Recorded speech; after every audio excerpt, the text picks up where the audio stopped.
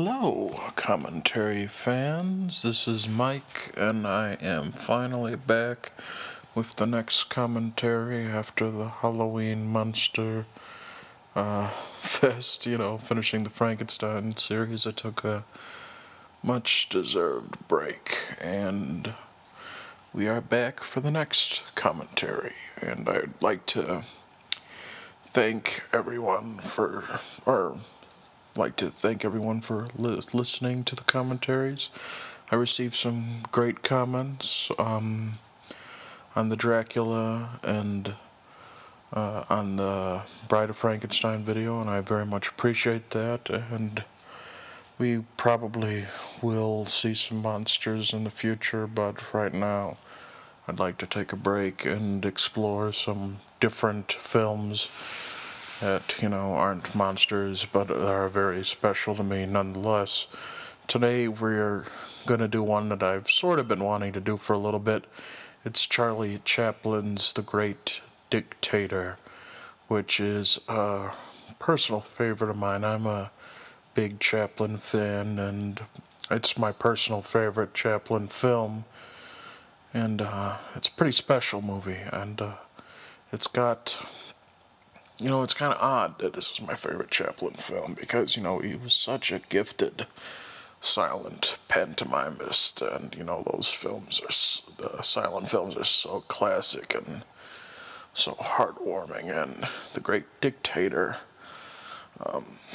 it's a little more of a pessimistic movie, and it's, pretty controversial when it came out, and it's got its own quirks. But I think, just looking back, it's very much, it still has some dark things about it, but I think Chaplin really understood the human condition, and I think it's really, ironically, both his most pessimistic and his most hopeful film at the same time. We're going to start the film. I am paused on the Janus films from the Criterion Collection DVD, and I'm going to start the film in 3, 2, and 1. Let's begin. Right now it's warming up. One of the things I really love about Charlie Chaplin is his exploration of what it means to be poor and what it means, to be at the bottom dredges of society. You look at his silent films, and I've heard that they were all, pretty autobiographical of a time in Chaplin's life. He was very much, I don't know what you'd call it, a rags to riches story, and, all of his films are concerned about when he was young and in rags, struggling as an actor, living on the dredges of poverty, trying to make a name for himself, and with his struggling family. And so the Tramp, this is the last of the little Tramp films. I know some people don't really consider this to be, the Tramp, the Jewish barber, but I very much believe that it is, and I'll go into it a little bit later on. But, I believe the Tramp is, sort of Chaplin's attempt to be the conscience of the American movie-going public. Here's the famous note: any resemblance between Hinkle, the Dictator, and the Jewish barber is purely coincidental. Sort of, sets the tone for the whole film. But, Chaplin, obviously, it's a tale of two mustaches. Pretty much, you look at Chaplin and Adolf Hitler, and they look so incredibly similar. not just the toothbrush mustache, but, you know, the face. And so a film like this really, you know, it kind of, I guess, addressed the sort of public perception, but the comparisons between the two weren't just those two things. This was, they were both born only a few days apart. I believe 3 days apart. And I guess Chaplin always sort of, I don't know, was sort of fascinated about it a little bit. And so I think that was the initial seed of the idea. And really, what you don't really, you know, I think it's a great comparison, the Tramp, and how that comes to be, you know, the Tramp and Hitler, because, you know, obviously they stand for, like, the exact opposite things, you know. Obviously the Tramp is the poor and huddled masses trying to advance itself, and Hitler, you know, the Aryan race.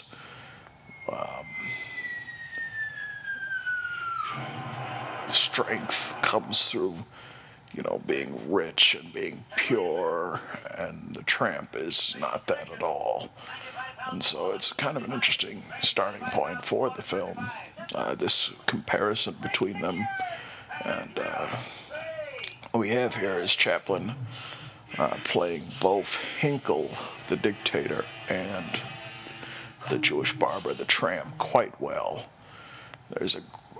He's great in both of the roles. Here we have the first speaking scene with Chaplin. He's fighting for the Tomanian army, which is, you know, Germany in the First World War. This comical version of it. And it sets the tone for Chaplin. You know, he's the last one to get orders, and they're sending him to inspect this little warhead, which went off and is sort of following him along, the fuse going off. It's kind of comical. You'll notice that this is something of a theme in a lot of Chaplin's films, the idea of technology, you know, and its contrast to humanity. His last film before this, Modern Times, which was his last silent film, the entire picture is about that. The Tramp is struggling as a working man in all sorts of jobs that try to kind of showcase how society's advanced so far. The most famous sequence of that movie is in the beginning where, or not, I don't believe it's in the beginning of the film. It's where he's working in the factory, the assembly line. He gets caught in the gears. You know, it's a great metaphor for, I guess, what Chaplin viewed as affecting humanity, this machinery, you know, and affecting surely livelihoods. He was always a big proponent of the working man.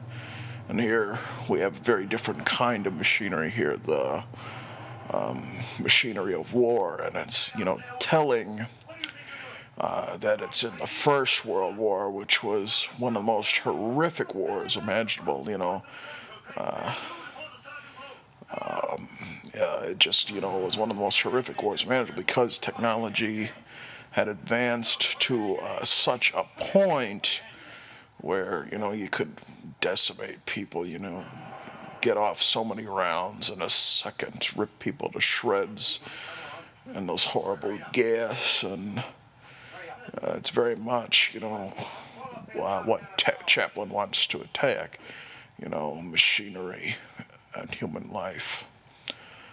And this beginning just showcased all these weapons, and the little Tramp is having such trouble going off of them, and, you know, they provide a lot of humor, but you notice that it's very black humor. Here's a great gag. It's, you know, showcases what Chaplin does so well. He's got the little grenade that went down his sleeve.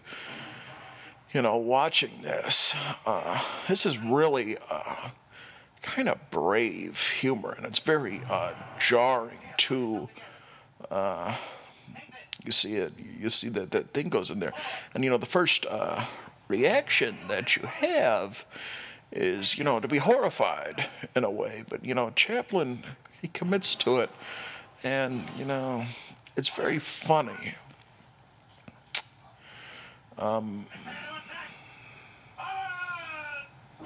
Here's a great sequence where he gets lost in the fog, and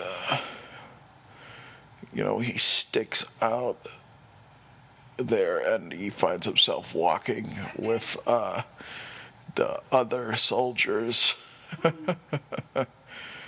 You know, it's just kind of funny.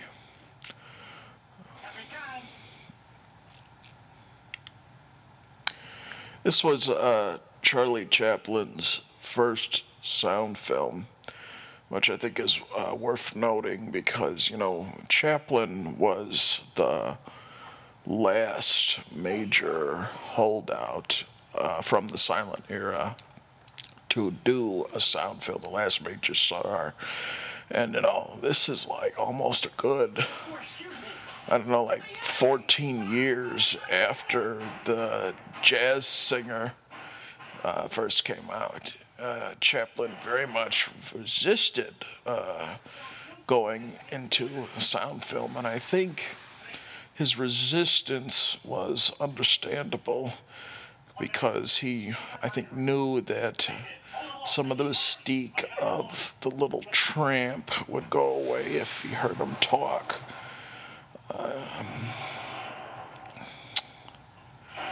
He was such a physical comedian as well, Chaplin, and a lot of his gags all deal with him using his body in extreme ways. You know, they sort of are all stretching out the confines. They're all a lot of sight gags. You know, like I mentioned earlier, the scene in Modern Times with the machinery and City Lights with the boxing match at the end, and one of my favorites, The Gold Rush, which is probably my favorite Chaplin silent film. There's that brilliant sequence with the house gets blown over the cliff. Here's we have another one. You know, it's not the. I think The Great Dictator, you know, while it has sound and it certainly adds something to the picture,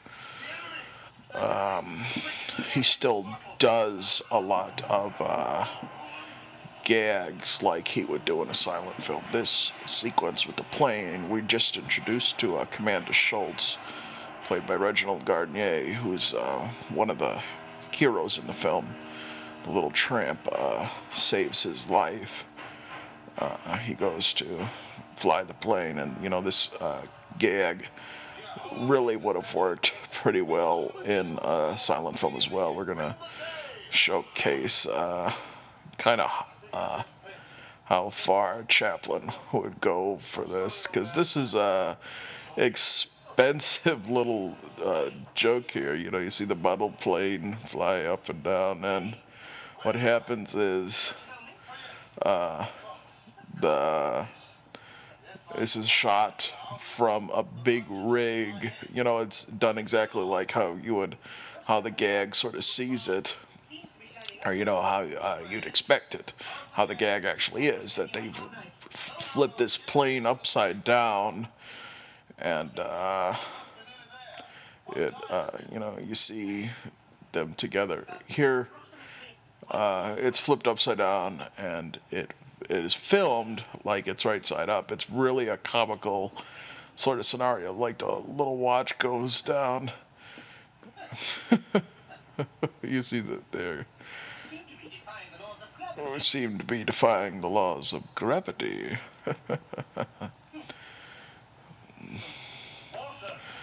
It's very much in the spirit of Chaplin that, you know, there's almost like the little tramp is put in these like defying situations, and really all he does is have a sort of, you know, polite, kind of like childish bewilderment with it. You know, he's doesn't react with a lot of fear, you know, kind of go crazy. Like, you know, if you'd see, like we were talking about Abbott and Costello earlier, you know, two other great comedic actors.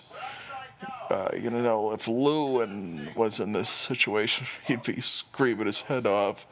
But all the Tramp can say is, you know, hand me that liver. He's like, impossible.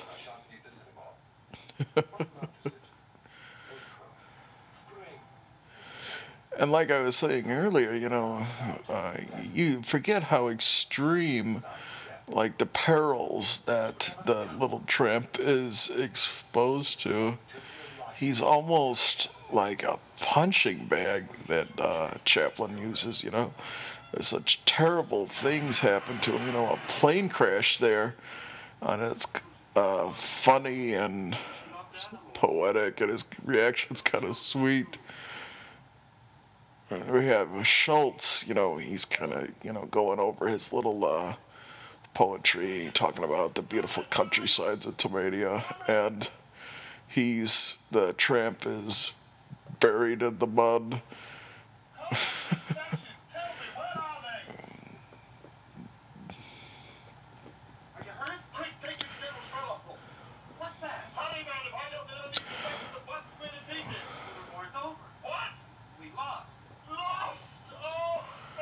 He's a ham. Schultz is kind of funny. He showcases, you know, that great patriotic zeal that you sort of see with the kind of characters like him, the soldiers, you know, I don't know what you'd call it, sort of nationalist rhetoric. And we're sort of beginning the tale of the interim between the First World War and, you know, the beginning of, or like the period that shows Hitler rise to power. You know, we've seen all the Tomadian papers flash up.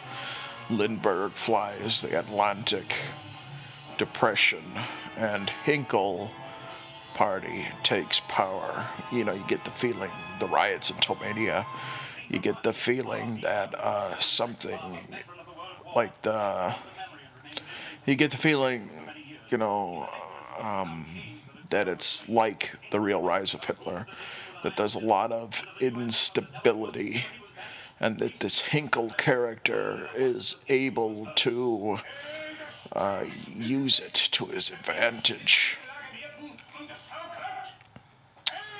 Here's probably one of the most memorable moments in the film. We finally are introduced to Adenoid Hinkle, and we see Chaplin really go all out. This is the first gag that needs sound for it to work. And Chaplin's vocal prowess, he couldn't do this in a silent film. And it's really one of the origins of the film. I don't know if this story is true or not, but supposedly that's a good little gag. He pours a little water into his pants. Oh man, but I don't know if this story is true tonight. It might just be, you know, old-fashioned Hollywood legend, but you sort of wish it would be true. Chaplin supposedly saw Triumph of the Will, which is the Leni Riefenstahl film, which, if you haven't seen it, I don't think I'd recommend it all that much, other than a historical oddity. It's actually, you know, it's got a pretty good reputation for being a technically amazing film, and it's got some good camera work, but it's really a pretty boring movie, actually. It's frightening, though. You know, it definitely showcases how frightening and scary that Nazi mentality is. You know, and it's basically showing what a cult the Nazi Party was. There's no sense of individuality in that film. You don't get to meet any of the soldiers. It just really just showcases that this is a large, soulless fighting force, and it's capped off by Hitler's grand address to this party review, I believe it is. And you know me, I'm a big fan of horror films, but that's probably, I don't know, one of the most times I've ever been frightened by a film. You know, you look at Hitler and you have to take him seriously. You know, he's just, that footage just reminds you of how terrible human beings can be, and you know, you can't, and just, you know, I promise I'll try not to talk about Hitler too much, but it's kind of hard not to with this film. You can't, you know, look at that film and not feel guilty just about humanity, because he really created, he was created by us. He wasn't a monster. He was, you know, a human being that they allowed to come to that power. And that was my reaction to the film. And Charlie Chaplin had a very different one. Supposedly, the legend goes is that when he saw the film, you know, the whole audiences in America were speechless and frightened like I was, and Chaplin was laughing. He thought Hitler was a clown and a joke, and you know, he's not wrong. He's not wrong. You know, obviously you read his policies, any sane, sensible person realizes how ridiculous they are, and how stupid all that nationalism and chauvinism and racism are. And, you know, these grandstanding speeches are ridiculous too, really, because it's just all theatrics. He was just, Adolf Hitler was just as much an actor as Charlie Chaplin was. And so, from that point, we have the genesis of the great dictator. We see that Chaplin is using this impersonation of Hitler to start off. And, you know, it's kind of funny. He has obviously done his homework. He, you know, like, the mannerisms of Hitler's speech are pretty much copied to the T. He's not speaking German, you know. You listen there, he's talking about bananas and sauerkraut, you know, and, you know, you might almost say if you had German blood that it's, you know, kind of maybe a little racist in some ways, but, whatever. It's kind of funny. Here we have, Herring, which is the sort of parody of Hermann Goering. Cheese and Kraken.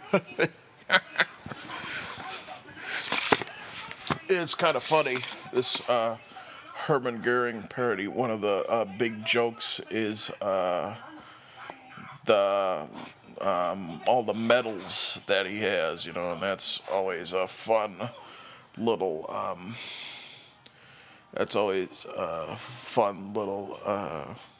aspect of, you know, making fun of these dictators, because, you know, obviously they're all about laurels and stuff. This is one of my favorite moments in the film. You have these little girls are all presenting him with flowers, and it's just, making fun of the goofiest aspects of the Nazi propaganda, or, even the Stalinist propaganda. There's so many pictures of them loving children. I've seen the propaganda posters where you have Hitler, he's got a huge smile on, he's holding up a German baby like that, and you see what Chaplin does, he showcases him wiping the hand, he's got a big scowl on his face. It's not even just Hitler or dictators, it's the goofy-ness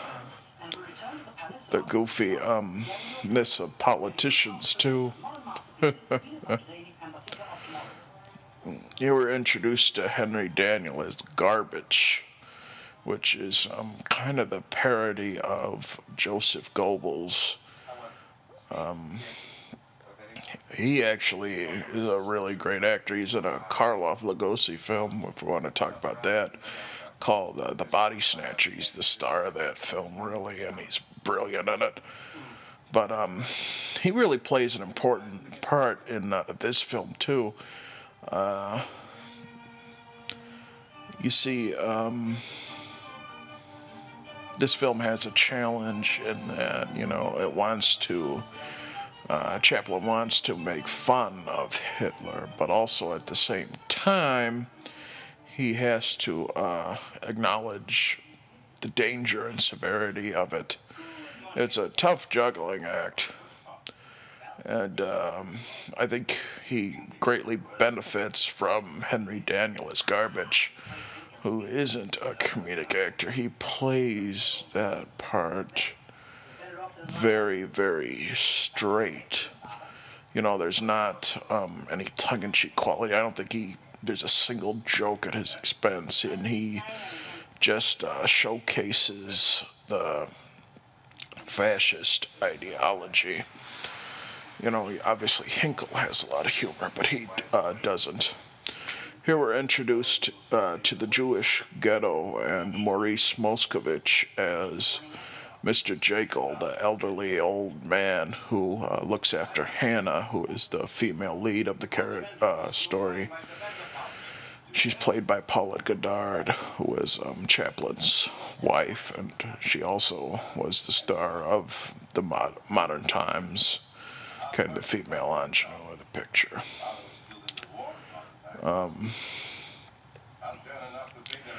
Here's the other guy, Mr. Man. Bernard Gorski is his name. He's kind of funny. I imagine he was a Yiddish comedian. He's funny. I love his little voice.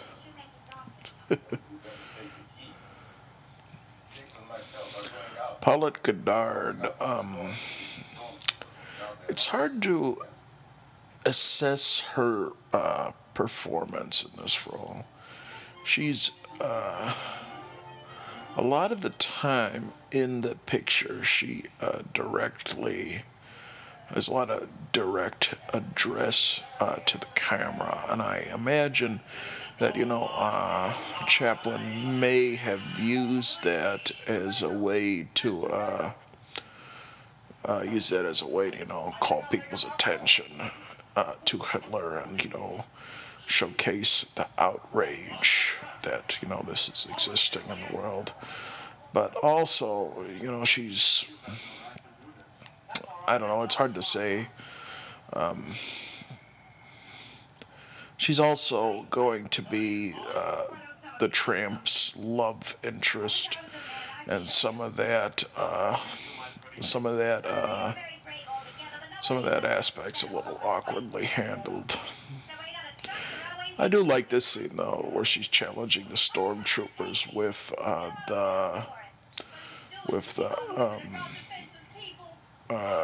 tomatoes. It's kind of fun, and she does have a lot of fire to her. I love the way she yells at them. It's kind of, I don't know. That's one thing you could say about this movie is looking at it today. there's some moments of it where you, just in hindsight, knowing the horrors of the Holocaust, that the film becomes a little awkward to view. And I don't think it ruins the picture. On the contrary, I think it's great that there was a movie that like this, that it was so angrily anti-Hitler at a time when, there was an isolationist sort of thing. But, the movie isn't pro-war either. But,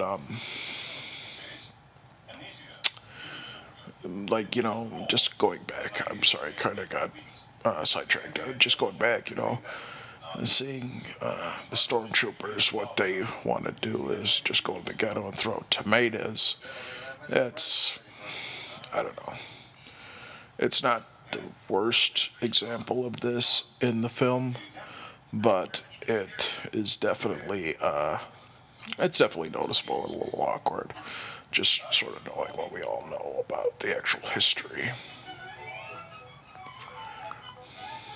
Here we have the Tramp, and this is a great example of why the Tramp is a great character, because you just see the extent of how bad the world can be around him. This little musical cue is great. It's sort of upbeat and happy, and the Tramp walks in with his optimism. He loves owning his little barbershop, and he just doesn't notice anything. His optimism, it gets in the way of him actually seeing how the world has changed and how bad it's become. It's really a testament to why he's such a great character. Because, even though Chaplin really showcased, some pretty terrible stuff in his film, there's always a hopeful beat to it. And, just this film, it kind of tests it a little bit, because this is really the pinnacle of how ugly humanity can be. And it's funny, because it works. It really does work. And like I was saying, it's very brave. It's very brave. This whole sequence is really special. That Chaplin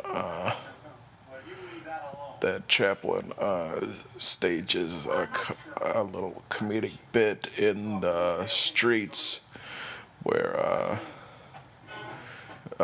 starts the streets where Jew is painted on window. Who would brave enough to do that? It's really that's really smart and very brave. And I love this moment too, where his first reaction is to go from the one stormtrooper who has been bullying him, and then go to the other one and say he's a police officer, arrest that man. It just kind of shows you, it shows you, I don't know what I would say, Chaplin showcasing, the Tramp having an innocent view of the world.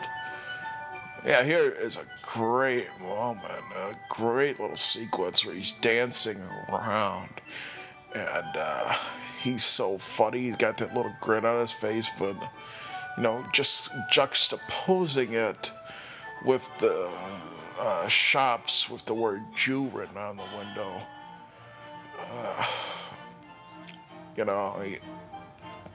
This film could have been so extremely depressing, and I don't know if it's a matter of the Tramp being very hopeful, or just, that the film is funny, but it just, I don't know, it really works. It really does work very well.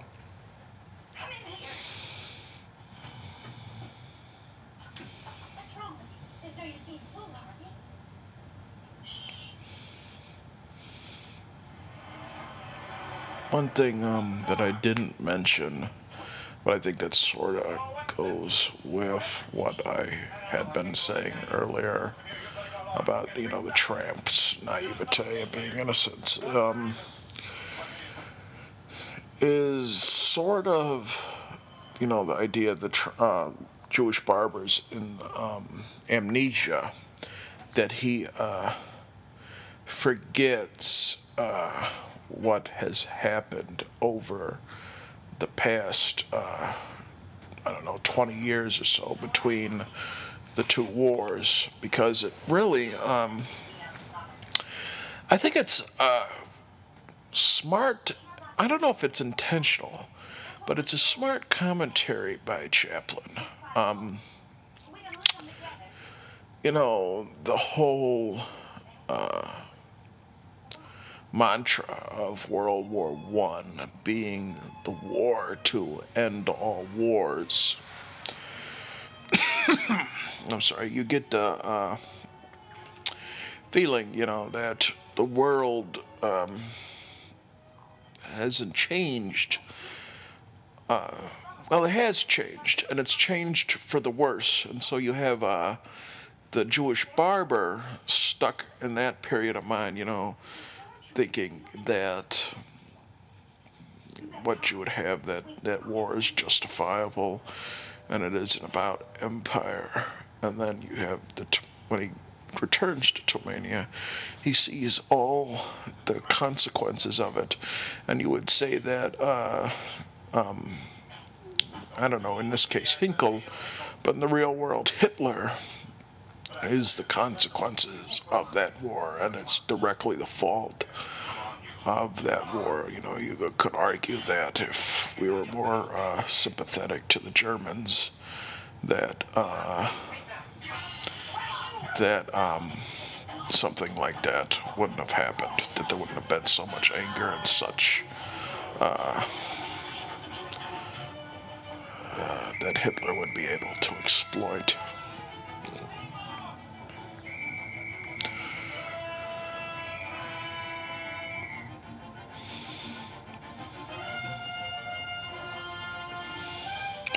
Yeah, this is another great example of Chaplin's physical comedy. He was such a brilliant physical comic, and he was so fast and ferocious, and it's almost like a dance the way he is running from those stormtroopers, and they really do a good job with the music. And then, going off what I said, jarring this picture could be, they're about to lynch the poor little Jewish barber. Schultz is about to re-enter the picture, and he's, I think he's an important part of the film.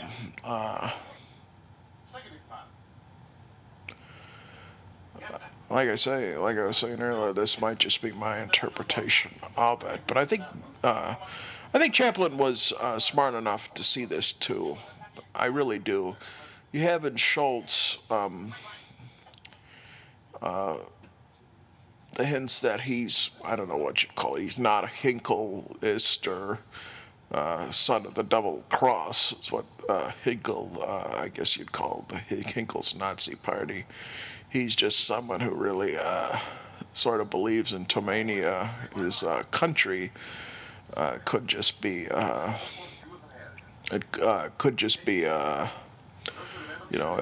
misguided, goofy, nationalistic love, but he really does love his country, and he sees that Hinkle is nothing but a foolish charlatan. I love his physical comedy, Chaplin there. He's got a femininity to him. He's got a great smile. I love, and he uses his hands really well too. You know, that smile's kind of cocky a little bit. One of my friends.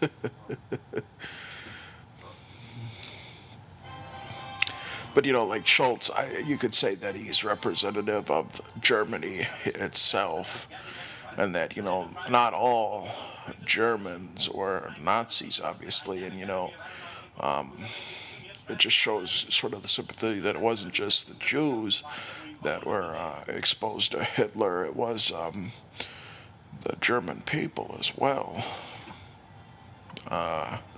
One of the, you know, you read about like the Stauffenberg plot. You know, you could say that Schultz is a character like that. This is a great gag, great sequence. You see, Hinkle was moving around the palace, and he's trying to, you know, keep up with everything, and he can't quite do it. It's just sort of goofy. One of the things about Chaplin is a lot of his films. I don't mean this as a criticism of a negative criticism of him, but they're really sort of what was I gonna say? They're sort of like themed pictures. You know, they've got a theme, and then there's sequence of events. It's not really they're not really plot driven.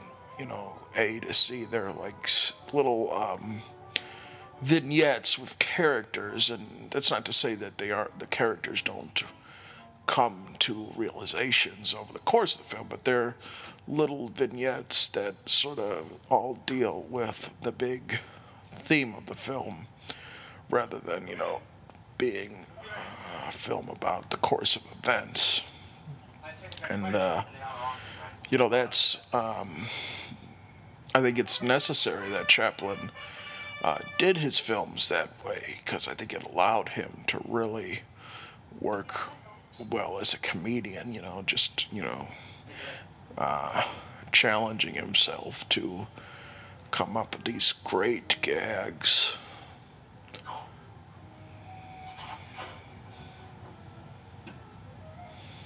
This is out of nowhere. He grabs his secretary to make love to her, and he's got almost a piggish sort of noise. It's kind of creepy. It showcases, you know, that this Hinkle is a bad guy.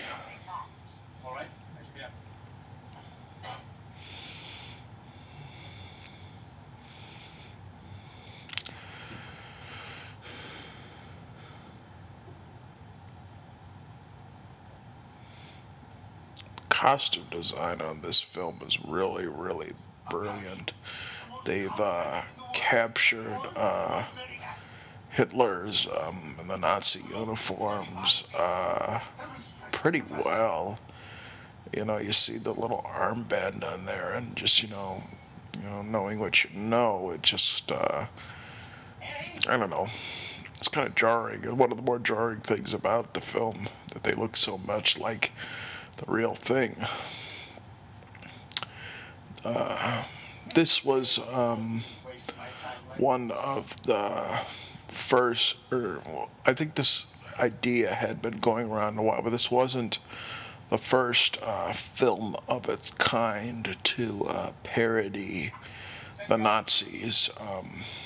The Three Stooges had actually done a film prior to this called You Nasty Spy, and it was followed by, I think, the only time the Three Stooges had done a sequel to one of their works. It was called I'll Never Heil Again. And I think part of the reason they did it is because they knew that Chaplin had this picture in development, and so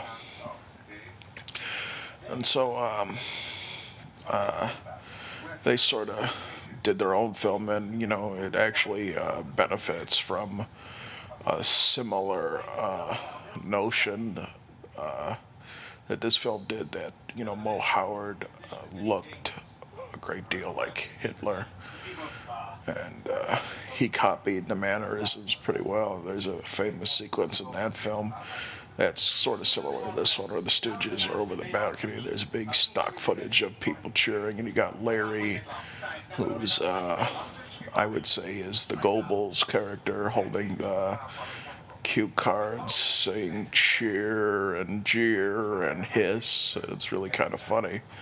But one of the things I was going to say that's similar in that film is their representation of Hermann Goering. In that film, it's Curly as the Goering character. And one of the things that joke that's copied almost verbatim is the medals, which we'll see later in the picture.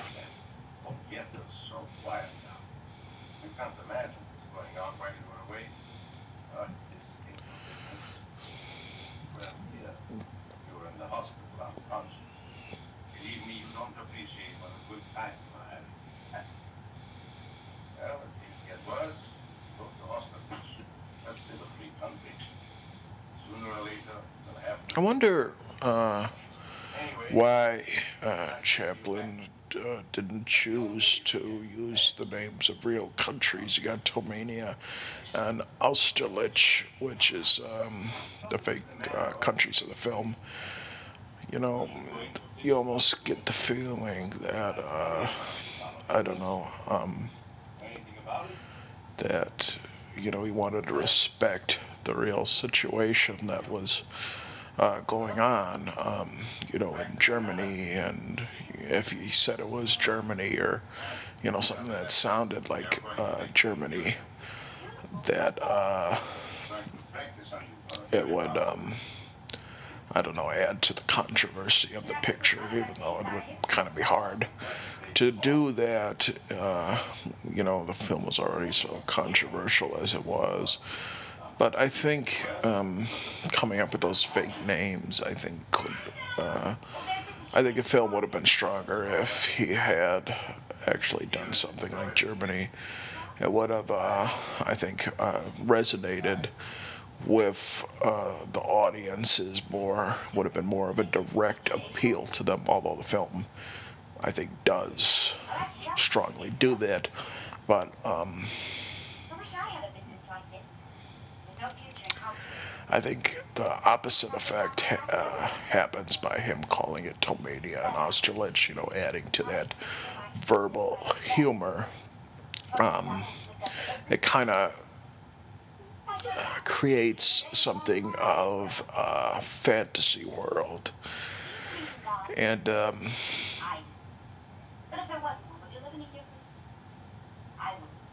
I don't know, this fantasy, and in some regards, all of the, the Tramp's films the Charlie Chaplin films aren't all that realistic. I mean,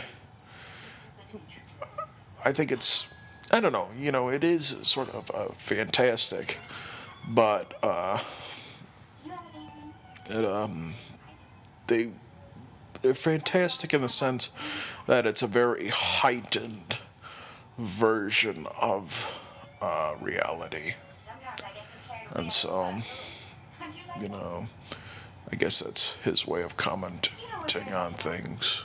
But this film, I think, is more of a fantasy than any of the others that he had done prior to this. And, it's probably just a matter of some of his fears about how the film would be received, or just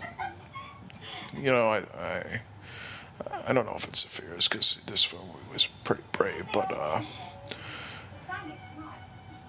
I just think it's partly because of the canvas of the picture, that this is such a huge story, and that's why I think there needs to I don't know, I think you'll see more about that in the end.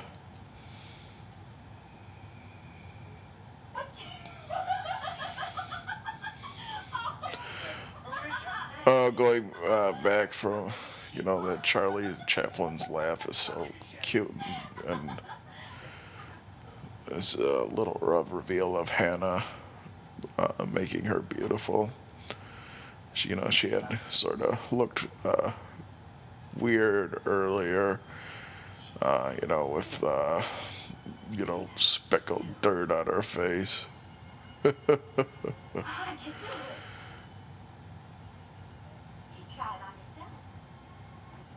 If you were fixed up, you'd look handsome.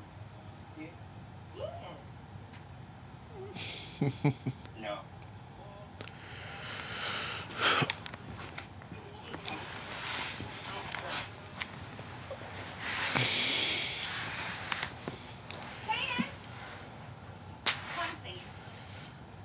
Here we're going to visit or talk about another portion of the film, which I don't know. It's one that, like I was saying earlier, that is especially troubling in regards to looking at it, knowing the full extent of what Hitler had done and what he was capable of doing. Just the Holocaust. We see that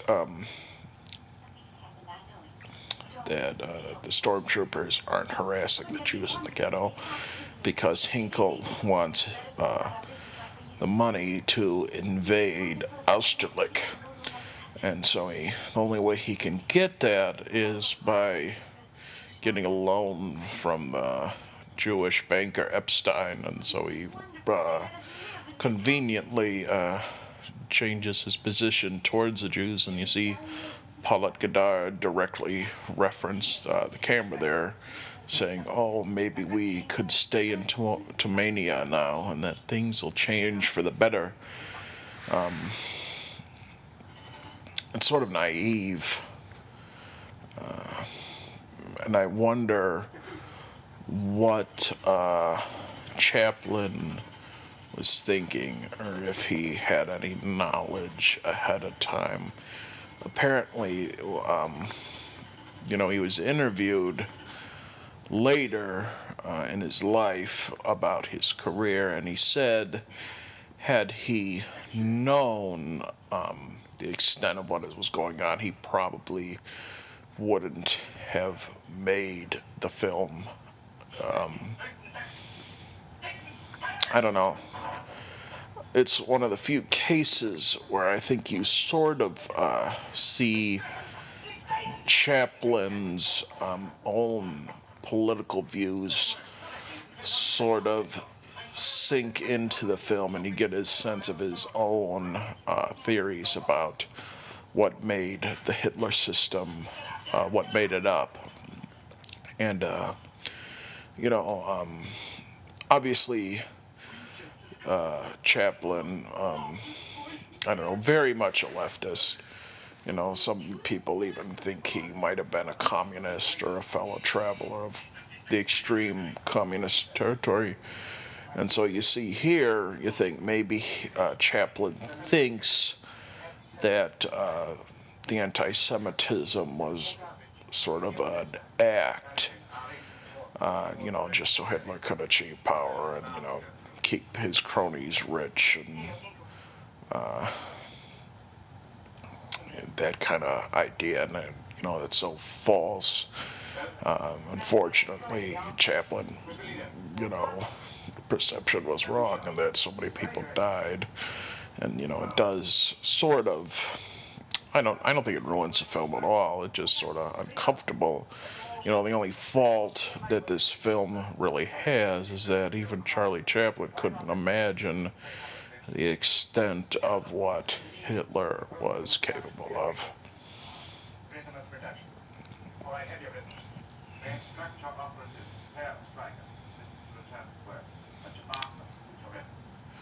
So here's another moment where you sort of get that effect, that idea that the film that Chaplin thinks that these fascists are just the natural stage of ultra-capitalism. They bring up the fact that the people, or earlier they bring up the fact that the people are hungry and that, they're just eating sawdust. And Hinkle says, I don't get why they're complaining. It's from the best lumber mills that we can supply. And then, what was it earlier? They were talking about the strikers, and that then we marked for future reference to be sent to a concentration camp.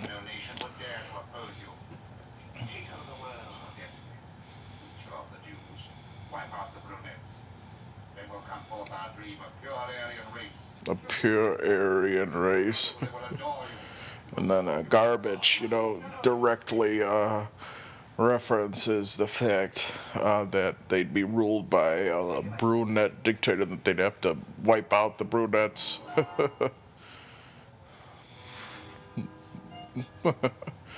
They had Chaplin on top of that curtain. It's actually a really funny gag. I think that they did it reverse.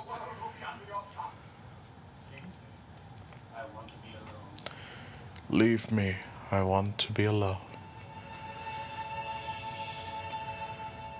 Oh, here's, I probably lied when I said that the most famous moment in the sequence in the picture was in the beginning when Chaplin was giving his little Triumph of the Will-esque speech to Hinkle.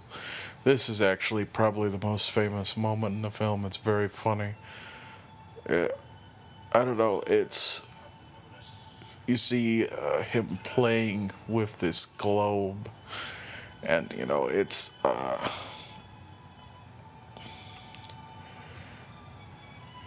don't know, it's a jarring little scene. There's a lot of reactions to it.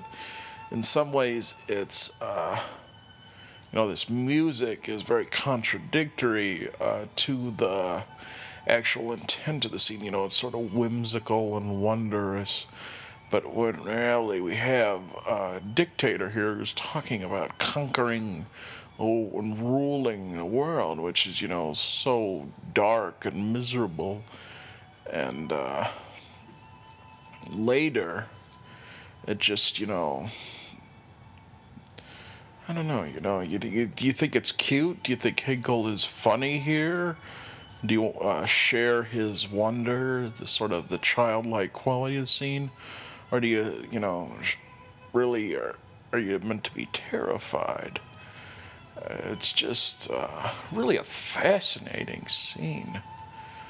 And it really, you don't know what effect Chaplin is meant to have until, I will say, the end of it, because it ends beautifully, this little sequence.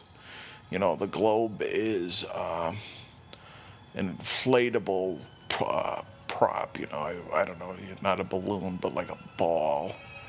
And so when he catches it, the sequence, I think he happens now. This actually goes on a little bit. They really play this out for full effect.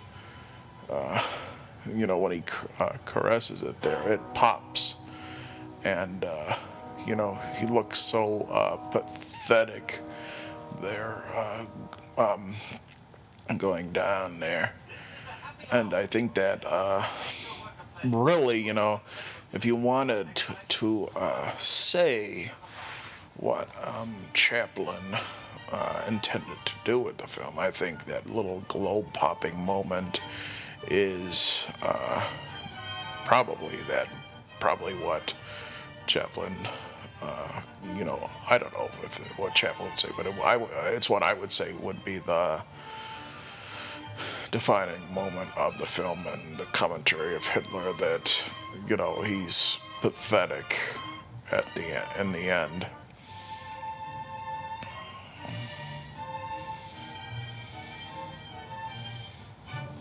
Yeah, going off what I was saying earlier about, some of these sequences that he puts in the film, this really, this moment really does nothing to advance the plot of the film. It's just sort of Chaplin's physical comedy. And it's kind of funny. That is something that Chaplin would do, is just his use of music here, and it's Brahms' Hungarian's Dance, and so he's showing the notes of the film. He's choreographing his movements with it. It's really, really pretty funny. If nothing else, it just, showcases what a gifted physical comedian he was. It ends pretty well, too, this scene. The old man is kind of disgusted by it. That look on his face is pretty funny. And the way he hands him his change. Chaplin actually wrote a great deal of his own music.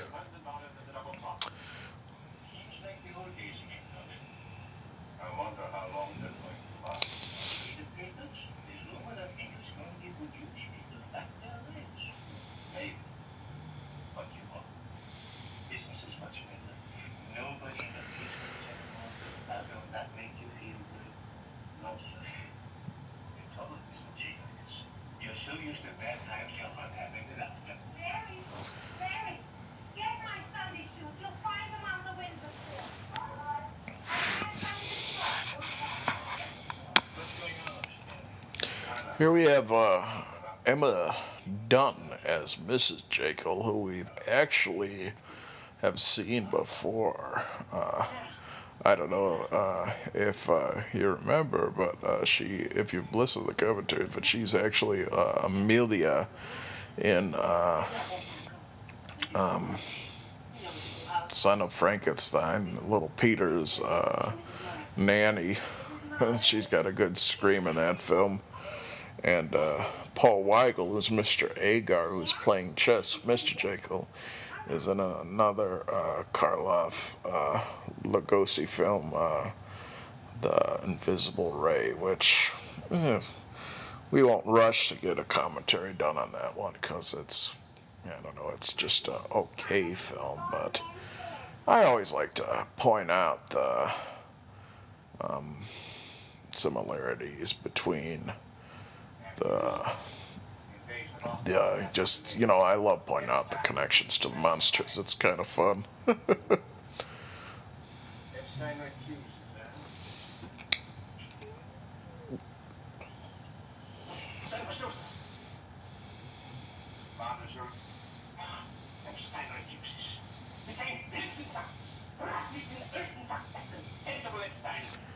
I wonder,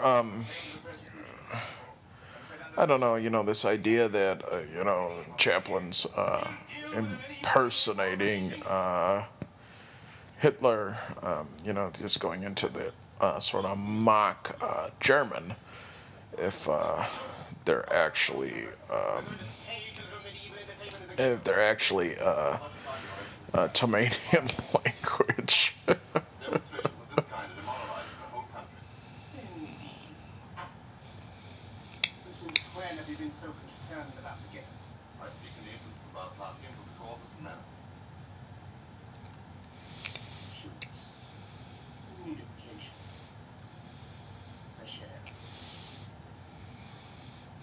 Here's a scene where Chaplin appears, for what he is at face value, that this is the villain of the picture.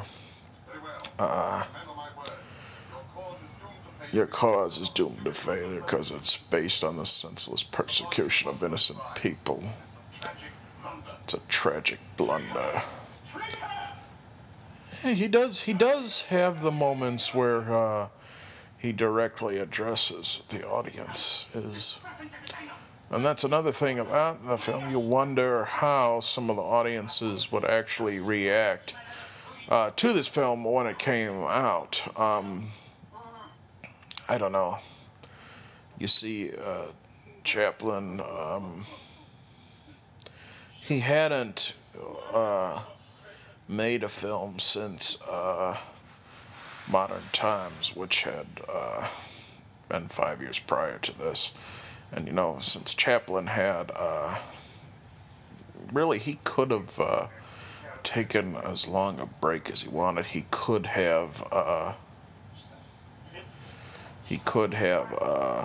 you know, retired, really, because just in the course of the 20s, all those shorts and the features, really, Charlie Chaplin, if you were to come up with a list of the biggest film stars of all time, he pretty close to number one. Pretty close to number one. He was so huge, and you know, he really, at this point in his career, could only do a movie just because he felt that was a story worth telling. And so, you know, what do you think audiences would think at the time of this film? Because, you know, on the one hand, you do have Charlie Chaplin, this great star that everyone loves. But on the other hand, you have American public who, I don't know, you know, are they more susceptible to this film because, you know, they don't, at this point, keep in mind that this isn't released when we are at war with, Hitler. This is released when there's actually somewhat popular isolationist movements, and although I don't think anyone really thought Hitler was a good guy, you know, you could say that, I don't know, some people didn't think he was the greatest evil at the time. You know, you can almost say that there are a lot of, obviously this being America, a lot of anti-communist fervor, and so that could be part of the reaction to the film. I've heard people look at this film, and then especially the ending sequence, as nothing more than communist propaganda. Of course, that's a load of garbage. I don't know, you know, the whole debate over how much of Chaplin's leftist politics affected his films is, you know, it's always something to look at and consider, but I don't think that The Great Dictator should be viewed in those films. I think it's really just a movie about humanity, and I think that's what Chaplin did so well. That's a nice contrast to the earlier sequence in the film. You know, it's there's none of the goofy sauerkraut and banana sprinkled into his speech. He sounds and looks like the real deal, the real Adolf Hitler. And he's screaming, and then Chaplin cuts it over the ghetto. You know, it really showcases kind of how the danger of the film. It's not a fun moment. You know, even though there is sort of some physical comedy in that sequence, that scene, I think, above anything else, is actually kind of frightening, having the loudspeakers in the ghetto, as if he's chasing the little Jewish barber, and he doesn't have a place to go.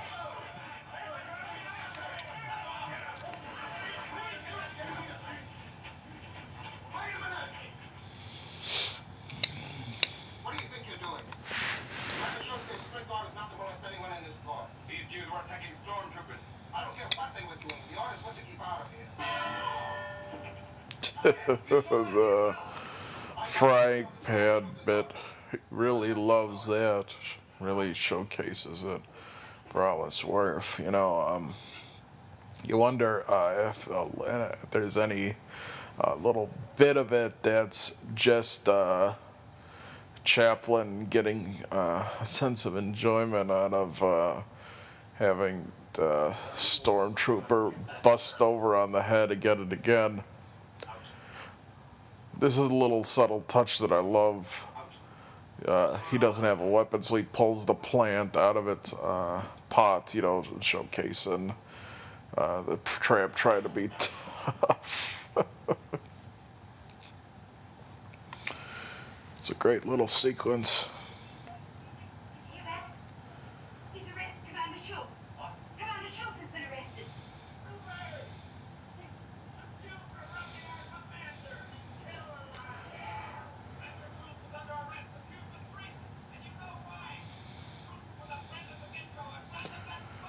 I think it's a nice progression in the film, and Chaplin knows how to do that. And I'm talking about in terms of his little reaction shots. There's a lot of moments where the Tramp starts to faint, and earlier it's sort of dainty in the beginning of the film, but now that we're in serious moments of it, that isn't meant to be funny anymore. And so when he looks terrified and wants to faint, now it looks genuine, and you feel sorry for him.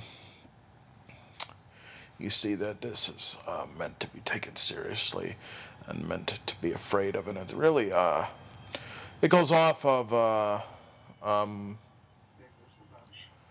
showcasing that Chaplin, above being a comedian, he was a great actor as well. The Great Dictator was the first of his sound films, but he also, I think, his sound films don't quite get the credit that a lot of them deserve. I think there's a few of them that are actually pretty good. I've seen, I think all of them except for Limelight, which I really need to get to it. I've heard it's really great too. But I really like another comparison piece to The Great Dictator is A King in New York, which by that point, Chaplin has been exiled. His visa has been revoked. He cannot re-enter the United States, and it's him showcasing his frustration with it. He plays this king who's been disposed, and he's visiting the United States, and he sees, how the country's kind of been corrupted by the McCarthy hearings. It's a great film. I'd recommend it. And then Monsieur Verdoux is a very good film too. It's a tricky film like this one. It's got a lot of dark subject material, and Chaplin is a murderer in it. But I don't know. It's a tough one to really dissect. I might do a commentary on it. I own it as well. There was a little moment there that we just passed over, which I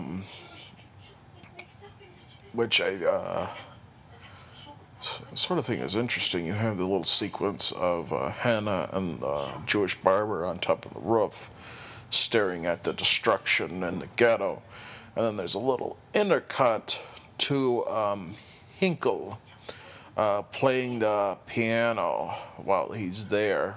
I don't know. I wonder the intention of it. It just sort of shows you how separated that, not just a dictator, but, how any leader of any country is from the actual people, that, they are entitled, or there to protect, or in that case, abuse. They don't see the consequences of their actions. Here's another example of what I was saying earlier about sort of these little gags that go into the film. And, this one I really think showcases Chaplin's uncomfortability with sound. It's a moment that really could belong in a silent film. What we're having is what Schultz intends to do is set up this assassination plot with Hinkle. And, it doesn't go anywhere because nothing really comes out of this scene. They realize that, they say, this isn't a good idea. And so this doesn't really progress the plot forward whatsoever. What it really does is just a chance for Charlie Chaplin to have a sight gag. And so what has happened is that all these puddings have a coin put on them, and the one who gets the coin is the one chosen to assassinate, but there's a coin in every one. Hail Hinkle, oh, what am I saying? We have pledged our honor. I like Maurice Moscovich there, because this Mr. Jekyll, all these other characters are played for humor here. Little goofy Mr. Man, and obviously the little Tramp. They all have their puddings there, and he is like serious as the grave. It's really great character, and he plays it very well.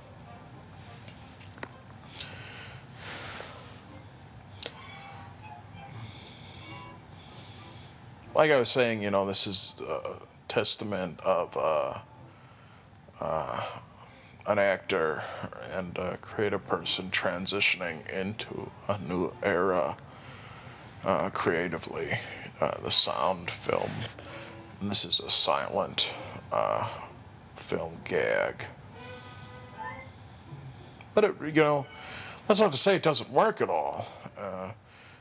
There's a great facial expressions on Chaplin. And the music fits it so perfectly. The moment where he finds the coin in his pudding, and those eyes, they bright up. And that's really, I know I've talked somewhat about silent film acting, but I think, you could say that about Chaney, too, is that the eyes, I think, are so important for pantomime. And, like you're saying, Chaplin's face is so expressive, and, it's so joyful in the moments where he's kind of, yeah, there they go, they bright and open.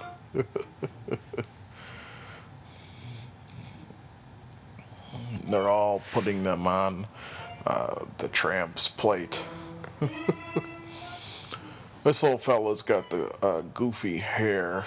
He's got his hair that what we saw earlier when he was getting a shave. It's kind of comical too.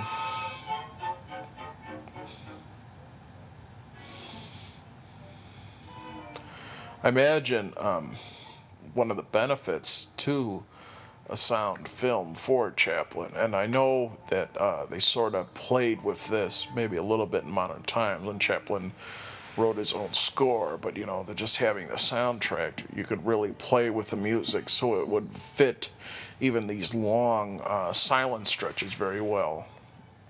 And so, you wouldn't have someone writing their own score to the picture like in the silent era. And here it ends with Mr. Jekyll finding the coin and the Tramp spitting out all the coins on the table.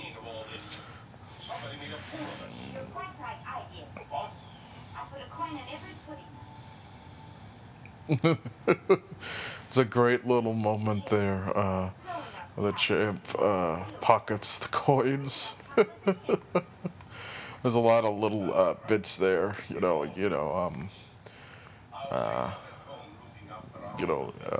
they showcase how into the scene is. That they don't let the exposition get you out of the character, and Chaplin does it really well. Good morning.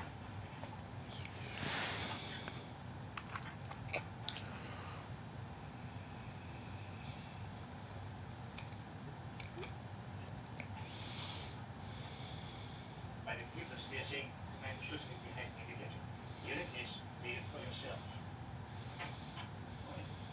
Good morning. Here. Feedback. Mystery still surrounds the disappearance of ex-Commander Schultz at police headquarters is believed that the commander may be hiding in the ghetto. A certain Jewish barber, reported to be a friend of Schultz, is also wanted for questioning. Okay? If it's just for questioning, can't be serious. I have heard was only wanted for questioning. You never heard of him since.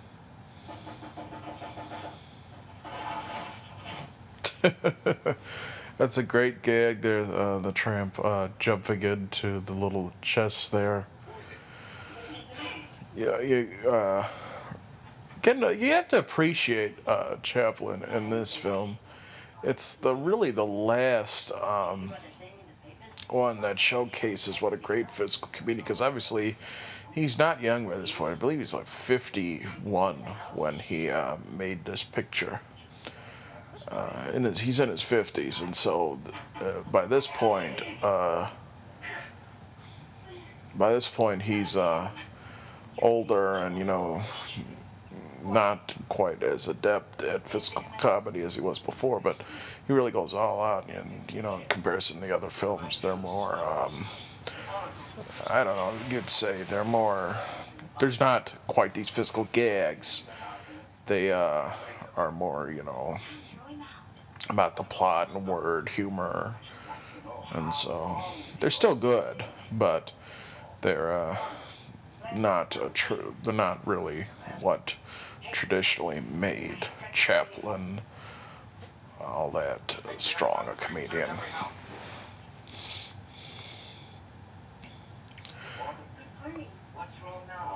I love this little guy.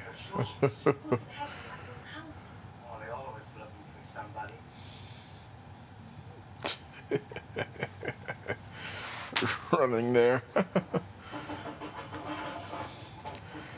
Yeah, they're all going into the just there. The film had gotten pretty dark and dramatic, and now it sort of knows how to return to the lighter moments, even though the plot isn't necessarily that lighter. It's got a good tone to the film. What is it? The stormtroopers are going to fix the house. What? You better get up on the roof, quick. Both of you. Wait a minute. We can't keep all these things. Oh, that's right. All right, my lead. Yeah, this is not so subtle, sort of class commentary by Chaplin here. This Schultz has brought all of his things to the ghetto to hide with him, and it includes his fine china and his top hat, and then his golf clubs and his hat box. It's really kind of funny, seeing that, and it just I don't know. It's a commentary, I would say, too, but in addition to it being a sight gag, contrasting Schultz and, showcasing how poor people can be, and you have Schultz, who thinks that materials are important, and like these people are just struggling to live. Look where you are. Look where you are.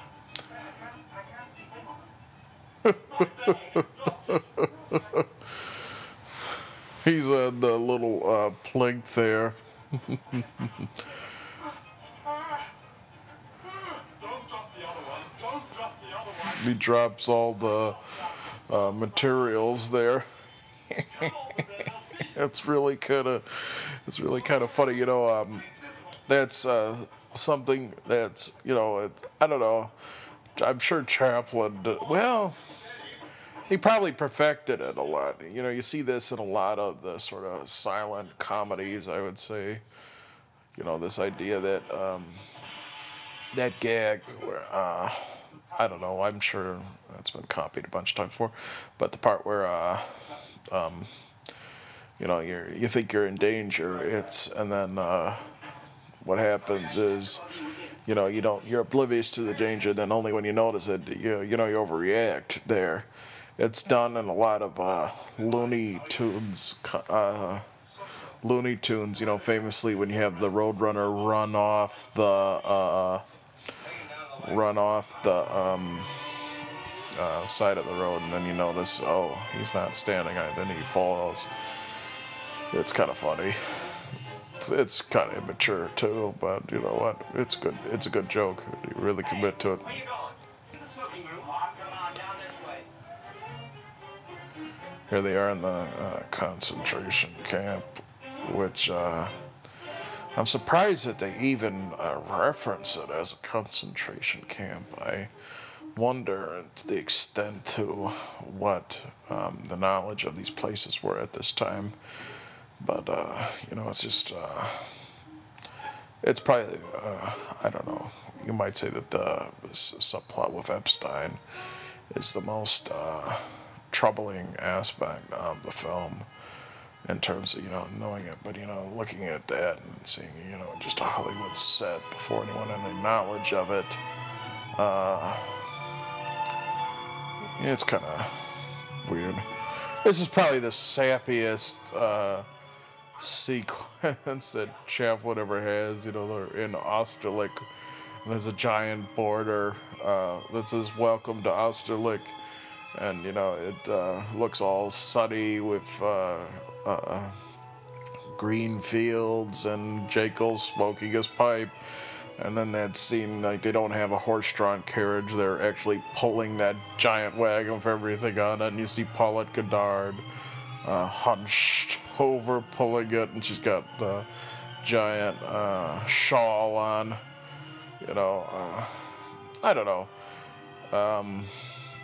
You could definitely say that Chaplin, like, usually he was able to be a little bit more subtle than this, but then again, you wonder with a film like this one, if he needed to be more on the head just because of the fact that, you know, just the subject matter, and, you know, having these blatant moments like we're having earlier with Paulette Goddard talking directly to the camera, it might have been Chaplin's intent to really get under the skin of his audiences and his condemnation of Hitler and fascism. This sequence ends the really the whole subplot with the Jewish barber until the end of the film. Right now we're going to spend the rest of the movie with Hinkle.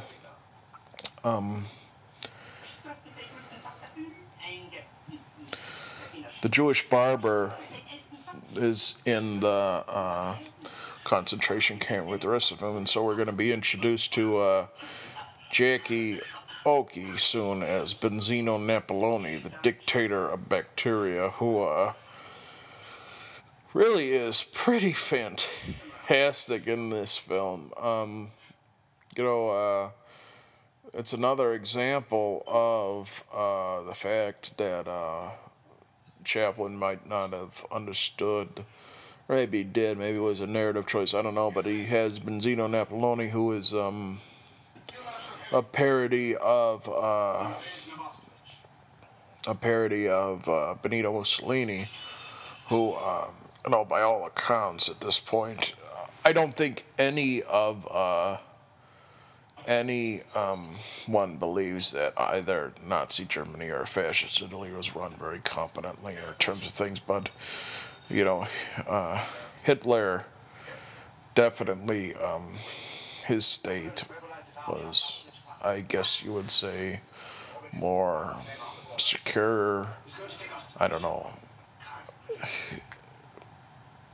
I don't know, you know, they didn't have, I guess, like the bureaucratic, crippling bureaucratic problems. Well, I guess it did, but you know, it wasn't as powerful. I guess power is the word I want to use as Nazi Germany, Mussolini's Italy.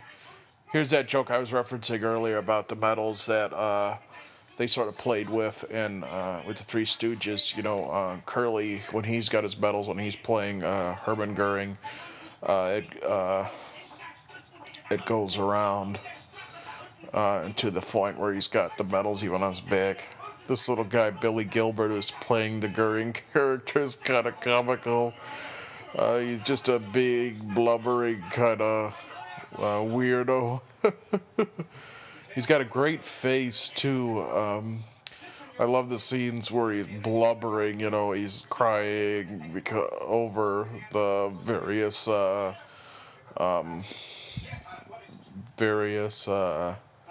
accolades he gets from his dictator.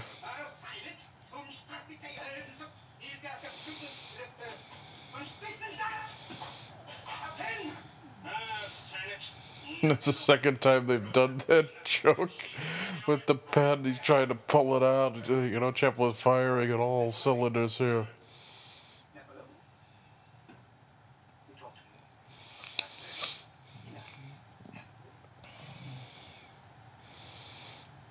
Napoleone is a reference to Napoleon, and you know, that might be where, or the name Napoleon is a reference to Napoleon. That might be, you know, sort of somewhat where Chaplin had some of his ideas, because Napoleon, I don't know, you know, it's I don't think it's a fair comparison to say Napoleon was the exact same thing as Hitler, but he was, did have intentions of conquest. And, you know, in the Free States, especially Britain, there's a lot of humor directed at Napoleon's expense. And, you know, this very popular caricature is, you know, that Napoleon was so small, which, you know, I heard there's not a lot of historical basis for that. It was really just a political move to showcase, you know, to make Napoleon look like a fool. But there's a lot of, you know, you could say that this is the modern day equivalent of those political, goofy political cartoons, and that adenoid Hinkle is a Napoleonic figure in some ways. And even, you know, Napoleon, even though his little dictatorship seems a little bit more impressive than Hinkle's. Oh, he's called the Fooey.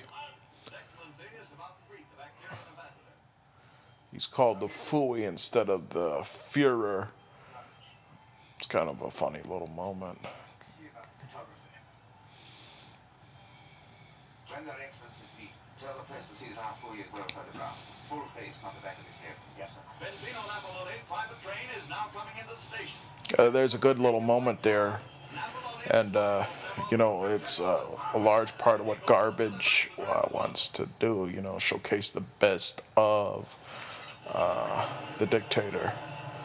You know, he wants to make him look superhuman. You know, he wants to get good images, and then later they, when they have Jackie Oki come to, when they have Jackie Oki come to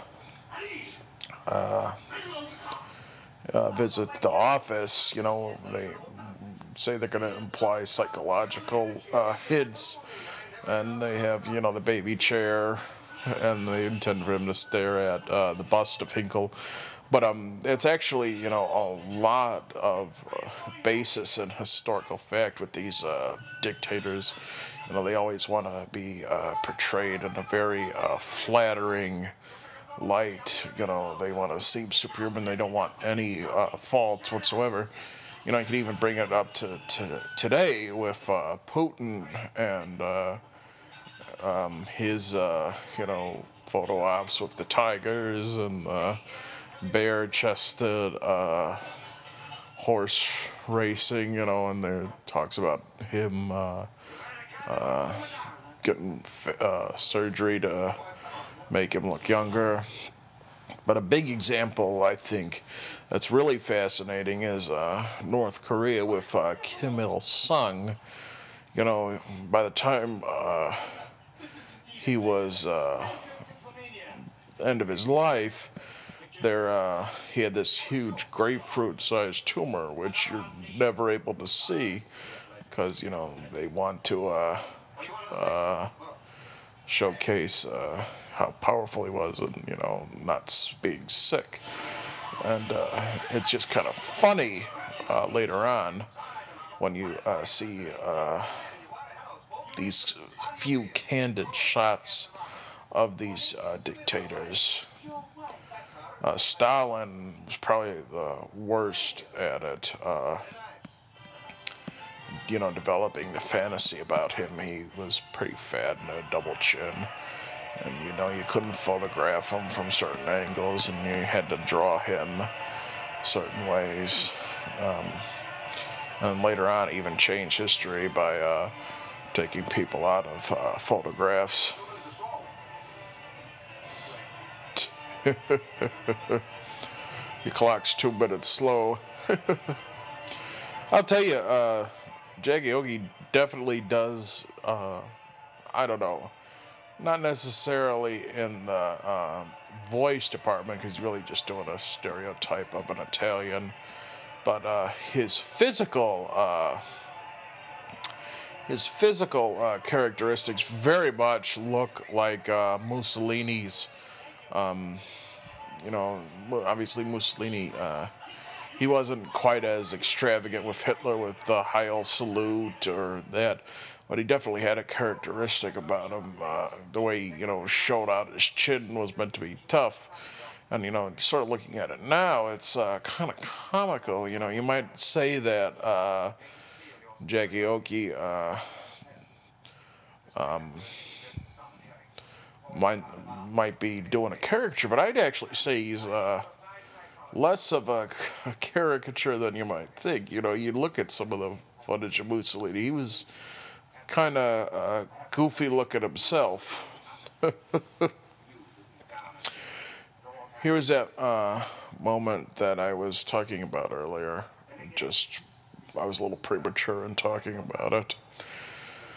But it's a good setup for a joke. You have Henry Daniel, who's really, he's great in the part. You know, this straight man who just, you know, just talking about power and intimidation all the time. And so, you know, to have him set up this joke is pretty funny, because, you know, he's such a contrast to not only Chaplin, but Jack Ogie, who's all out.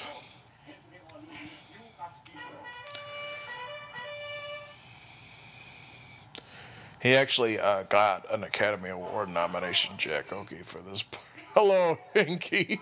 And he falls down and hits his teeth on the bottom of the desk.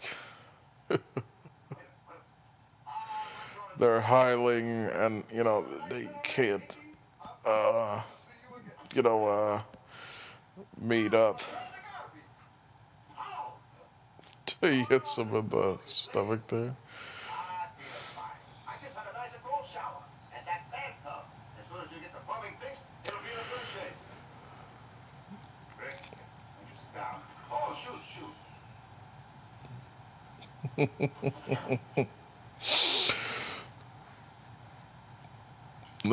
He calls it a baby chair.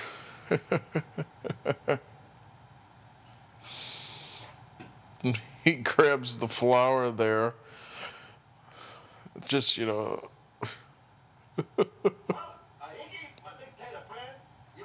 My dictator friend. I like that little joke there. I must be baby stool.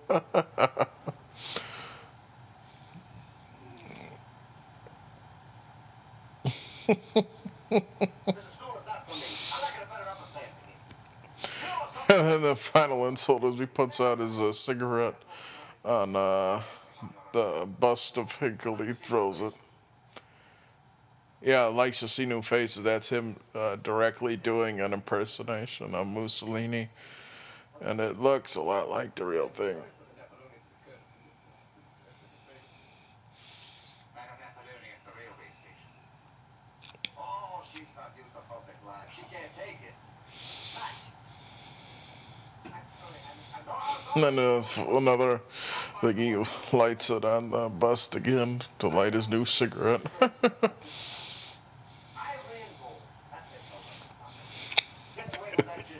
Just kind of shows you how petty the dictators are. All they're doing is, having a contest about inferiority. They're all talking about their ivory and gold palace and goldfish in the walls. It's always something I've always just sort of found fascinating, just on a real level, about these kind of goofs. Is wouldn't you ever think that eventually there'd come a moment where the people living in these countries, say, if these, believe the propaganda of these people are so great, why do they need all this, And then sometimes they claim that they're humble. It's a really, just going off of that, it really showcases why comedy is such an effective dissection of these kind of tyrants. Mel Brooks brought back Hitler into the comedic fold. And it was very controversial. The producers, the whole springtime for Hitler bit, and he just said that when you make fun of Hitler, he loses all of his power. And it's true. You showcase how ridiculous the real thing is when you showcase the goofy eccentricities of it. And so, there's also a taboo factor about it, too. I don't know. I've always find jokes about Hitler funny, just in the sense that it's fun to make fun of him, because, don't, I don't mean it. And I don't find any of the crimes or the Holocaust funny. But, when you hold up Hitler and say, oh, he's this monster, he's, beyond reproach, and you have to, I think if you just only think of him as a monster, that you're really giving him a little too much respect, that really he doesn't deserve. You're not supposed to respect Adolf Hitler, even in the fear sense, even in the villain sense. When you realize that he was foolish, which he was, I think it's a much more healthy attitude, and it showcases a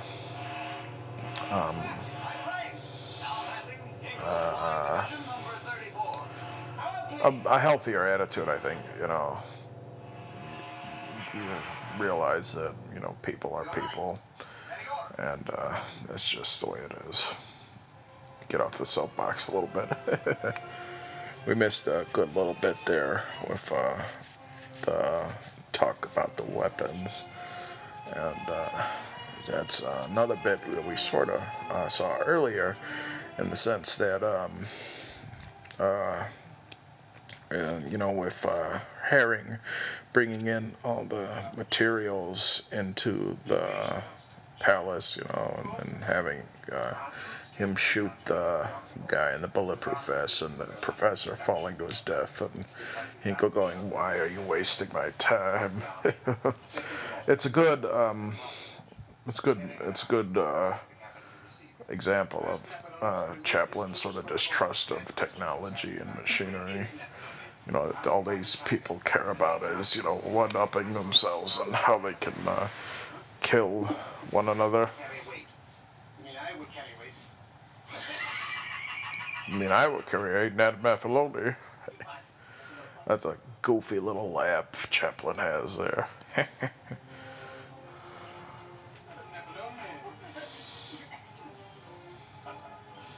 Where's the priest? No? May I have the pleasure of this stand? Allow me.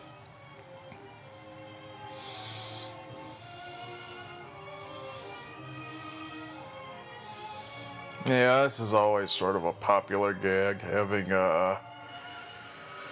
I don't know, making fun of a woman for sort of being fat and not all that good looking, and you know, it's I don't know. I kind of tired of it. They did a lot in older films. It's just not really all that funny, especially now. And I don't know. Very good. Your dancing was superb, excellent, very good, good. I know that look kind of saves it, that the Madame Napoleone gives at the end of it. She's like, oh, is this guy full of himself? Yeah, it's better than some. And you know, even with you know, pictures, you know, it's for a comedy to have one moment that's sort of taboo now, you know, that's pretty good. Not a lot of this movie feels dated. And that is one thing you could really credit Chaplin with, is that how contemporary all his comedies feel.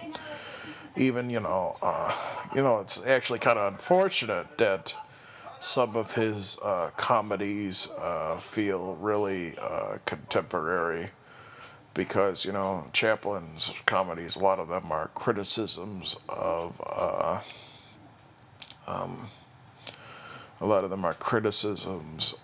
you know, just the horrible conditions people have had to live in, and the fact that, you know, some of them haven't really improved, and we still treat the poor in this country pretty terribly. You know, it's unfortunate. Have you an English mustard? English mustard? That's the hot stuff. All the change. Cream recipe. Now, Hinkle, as far as I'm concerned, I want to make this very simple. This is the treaty. You agree not to invade us. I agree not to invade us. We sign the treaty, then I remove my troops from the border. Good. In other words, when your troops are off the border, I sign. That's all right. What? Oh, just a minute. You don't understand. First, we sign the treaty, then I remove the troops. Precisely, I sign when your troops are off the border. Just a minute. Here's move. Treaty. They're talking about the treaty about the Austerlitz border, the troops, you know, to remove them when Hinkle wants to, not Hinkle, Hinkle doesn't want to sign it when Napoleone's troops are still on the border. You wonder, I don't know, you wonder if this is Chaplin's sort of attempt to make fun of all the various diplomacy deals that they've had with Hitler, you know, most famously Nuremberg, and the whole talk about appeasement, and, you know, if, you know, I don't know, Hitler, you know, up until this point, the Second World War had begun by this point. America wasn't involved. But, you know, on the build-up, there was a lot of times when they could have stopped Hitler, and the fact that, you know, you couldn't really deal with him in the same, in the way, and then if they had, you know, stuck to their laurels earlier, they might have prevented a lot of this. But it's funny. It's funny, you see that they're very much the same, the two of them, that they're so ridiculous. They have their little ministers on the side, you know, they're doing that goofy Heil salute even when there's nobody there to listen.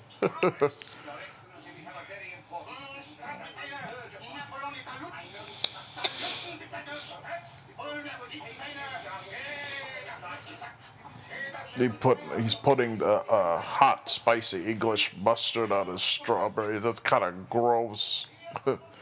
That's so spicy. He goes into a big convulsing fit like a child. I like the fact that, you know, it's and then he puts a bunch of English mustard on his strawberries. And they always on Apolloni, they're doing that as well. It just shows you, I don't know, you know, it's probably the moment that, you know, we were talking about Mel Brooks earlier, trying to do, you know, showcase these guys at their lowest and how goofy and childish they could be, and, you know, the outside world is staring outside, and you know, when everything in these sort of states is you know, a display of power. It's all an act, and then, you know, when you see the behind closed doors, the real deal, it's kind of funny.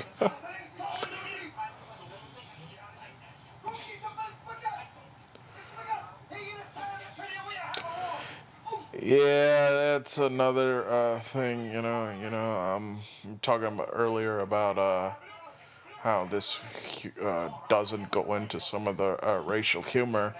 You know, you could almost argue earlier it did when Chaplin does his big thing with the triumph of the will, make fun of the German language, the sauerkraut, and banana. You know, that's kind of a stereotype. And then we have the spaghetti for Napoleonian. The Italians will tear them apart like spaghetti.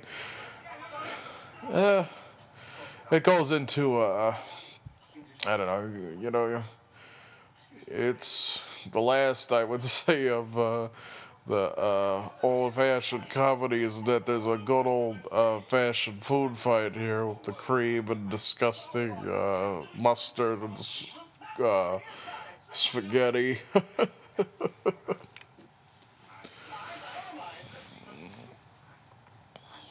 Yeah, remembering the roots, where you come from.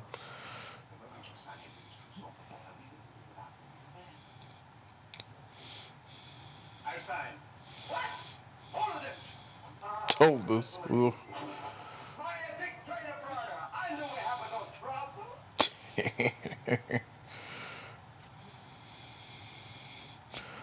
All right, here we're going into the end of the film, which is probably, I don't know, the ending's probably the most important sequence of the film. And, you know, that this movie cannot, I think, resolve itself in the traditional sense, because, you know, it's a commentary about a very real evil that hadn't been properly dealt with up to this point, and that, you know, mankind was going to suffer from. And so I think Chaplin has to sort of be very careful about the picture and how he ends it.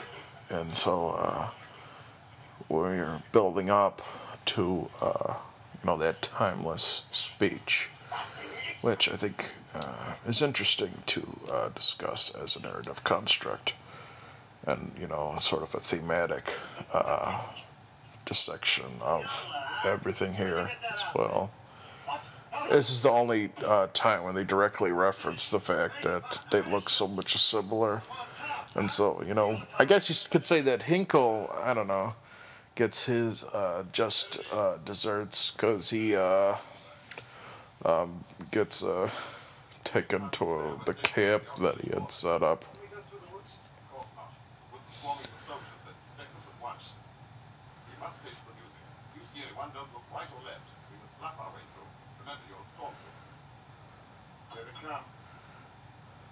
Jewish barber is going to invade Austerlitz and pose as Hinkle.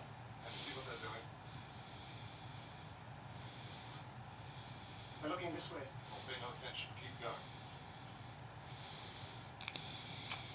Beginning to pose.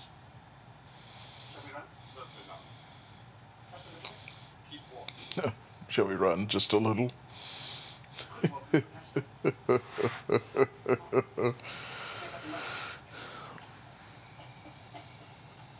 could walk a little faster. There's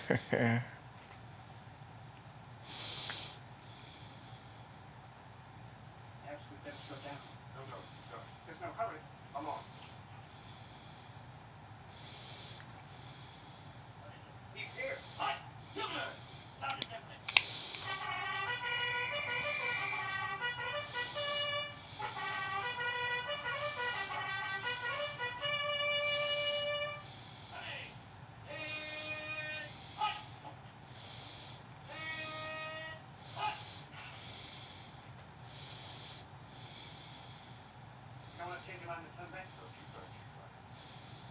I'm sorry, I'm kind of getting caught up. This is just a brilliant ending to the film, and they really do it pretty good. But they're going to invade Austerlitz, and it's sort of a depressing setup to it, because at this point Chaplin doesn't shy away. There isn't the kind of humor that we saw earlier with, that the stormtroopers are only interested in, messing with people's laundry and throwing tomatoes. There's a sequence, little montage here of them, they got that one little laugh there with him painting again.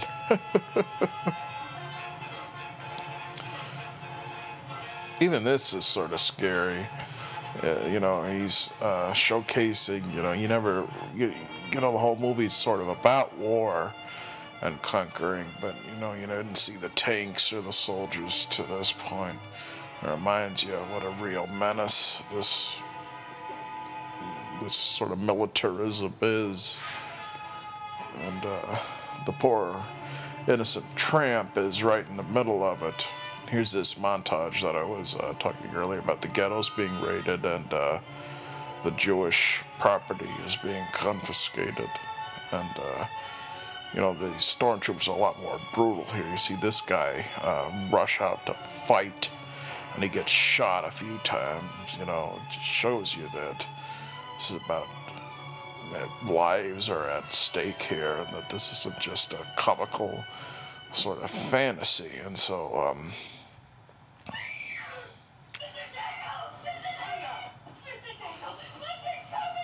here we see Hannah again, and they finally caught up with them, and you wonder what's going to happen to Mr. Jekyll. He's probably going to die as well.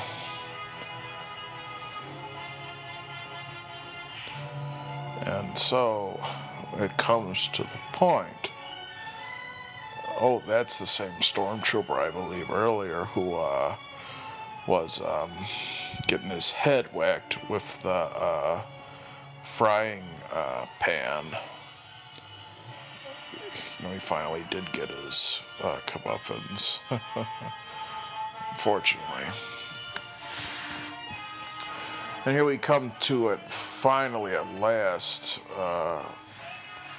This timeless speech that still resonates today. The world awaits your words. I have my own sort of interpretation of this, and what I'm going to do, I'm not going to talk over it. I think I'm sure you would all like to hear the speech. I'll turn up the volume a little bit. But I've always sort of thought, and this is an interpretation that you have to have if this is kind of a interpretation you have to, my interpretation is kind of what you have to have if you think this is the little tramp. But in addition to this sort of being Chaplin's declaration of principles about what he views about the world and you know, standing up for democracy and being against militarism and having faith in yourself and being optimistic about Minister of Propaganda. Being optimistic about, you know, the best that mankind has to offer. I think this final speech is it's an epilogue to the Little Tramp, I think. I think Chaplin knew that this was the last film he could do with the Little Tramp, because this is really Chaplin exposing his creation that was, you know, meant to be a piece about what happens to the poor and huddled masses. He's exposing his creation to the worst, the pinnacle of evil that the poor and huddled masses are exposed to. And so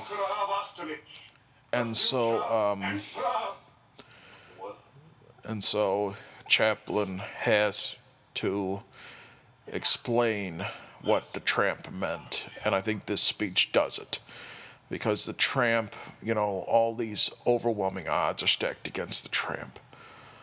You know, society's injustice, and then the Tramp, you know, despite it, is happy. Well, he's not necessarily happy, but he's optimistic. He views the good in the world, and so, you know, this is an eloquent monologue, and it's an eloquent epilogue to the Tramp. It really states, I think, what the Tramp was. And it's a great speech. I look it up on YouTube all the time. You know, when the world gets rough, I know people are viewing it over their dissatisfaction with the Zimmerman verdict. I'm sorry. And I don't want to be an emperor. It gives people hope still today, and I think that's a testament. Rule or conquer anyone. I'm going to let you listen to it. Jew, Gentile, black man, white. We all want to help one another. Human beings are like that. We want to live by each other's happiness, not by each other's misery. We don't want to hate and despise one another. In this world, there's room for everyone, and the good earth is rich and can provide for everyone. The way of life can be free and beautiful, but we have lost the way. Greed has poisoned men's souls, has barricaded the world with hate, has goose-stepped us into misery and bloodshed. We have developed speed, but we have shut ourselves in. Machinery that gives abundance has left us in want. Our knowledge has made us cynical, our cleverness hard and unkind. We think too much and feel too little.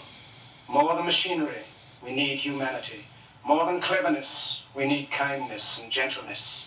Without these qualities, life will be violent, and all will be lost. The aeroplane and the radio have brought us closer together. The very nature of these inventions cries out for the goodness in men, cries out for universal brotherhood, for the unity of us all. Even now, my voice is reaching millions throughout the world, millions of despairing men, women, and little children, victims of a system that makes men torture and imprison innocent people. To those who can hear me, I say, do not despair. The misery that is now upon us is but the passing of greed, the bitterness of men who fear the way of human progress. The hate of men will pass, and dictators die, and the power they took from the people will return to the people. And so long as men die, liberty will never perish. Soldiers, don't give yourselves to brutes, men who despise you, enslave you, who regiment your lives, tell you what to do, what to think, and what to feel, who drill you, diet you, treat you like cattle, use you as cannon fodder. Don't give yourselves to these unnatural men, machine men with machine minds and machine hearts. You are not machines, you are not cattle, you are men. You have the love of humanity in your hearts. You don't hate, only the unloved hate, the unloved and the unnatural. Soldiers, don't fight for slavery, fight for liberty. In the 17th chapter of St. Luke it is written, the kingdom of God is within man, not one man nor a group of men, but in all men, in you. You, the people, have the power to create machines, the power to create happiness. You, the people, have the power to make this life free and beautiful, to make this life a wonderful adventure. Then in the name of democracy, let us use that power. Let us all unite. Let us fight. a chance to work that will give youth a future and old age a security. By the promise of these things, brutes have risen to power, but they lie. They do not fulfill that promise. They never will. Dictators free themselves, but they enslave the people. Now let us fight to fulfill that promise. Let us fight to free the world, to do away with national barriers, to do away with greed, with hate and intolerance. Let us fight for a world of reason, a world where science and progress will lead to all men's happiness. Soldiers, in the name of democracy, let us all unite!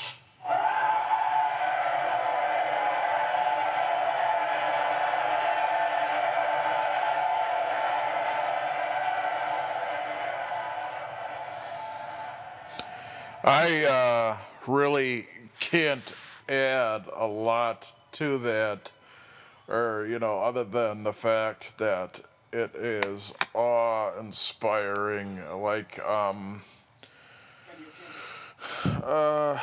you know, there's a lot of talk about, you know, if you could only have, you know, a select few scenes of film survive, you know, put in a time capsule for the aliens or whatnot to find, I really think, you know, that would have to be in there. It's just so amazing.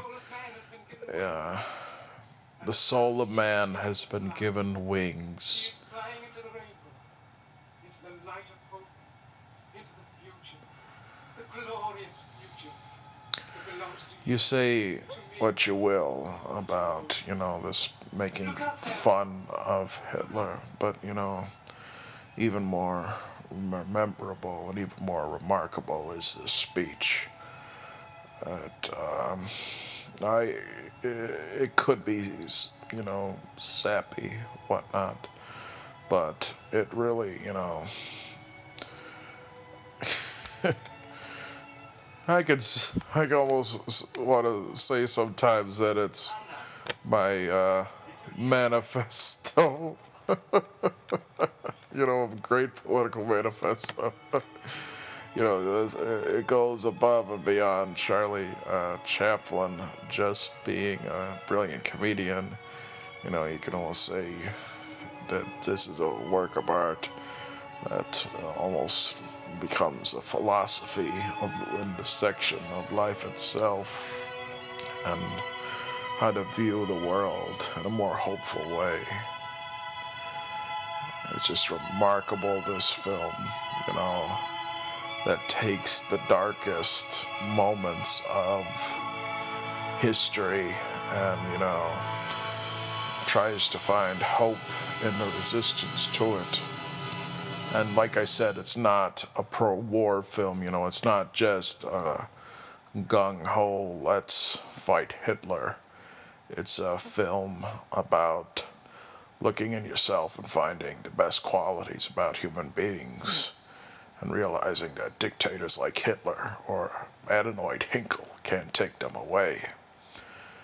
I hope I gave a good perspective, and I hope, you know, I imagine that a great deal of the fans that, or not the fans, but the subscribers that I have are all here because they love monsters and Karloff and Lugosi and Cheney, and I love them too, but I've wanted to explore other films, and this was one that means a great deal to me, and I greatly enjoyed it. I hope I had a good perspective, and we'll see you all again soon. If you have any comments, I'd love to hear them all, and if you have any film requests, I'd like to see them too. I know I was requested to do some of the monster films, and we're going to get back to them again, but not too soon. I want to branch out a little bit. So, I hope you guys enjoyed this film, and I hope you're all moved by Chaplin's speech. Until then, until next time, we'll see you, and enjoy.